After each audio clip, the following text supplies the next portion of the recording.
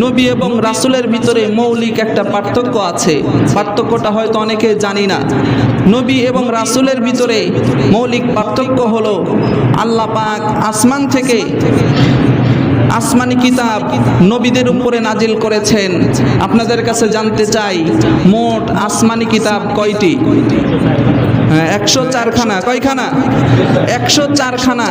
এই 104 খানা কিতাব যেই সমস্ত নবীদের উপরে নাজিল হয়েছেন, সেই সমস্ত নবীরাই হলো রাসূল।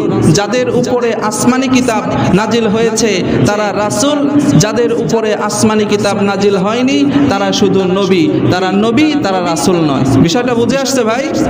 হযরত ইউনূস আলাইহিস সালাম নবী ছিলেন এবং তিনার উপরে আল্লাহ পাক কিতাব নাজিল করেছিলেন, যার কারণে তিনি স্পষ্টভাবে দলিল সহকারে একজন রাসূল। কথা বলেন ঠিক কিনা?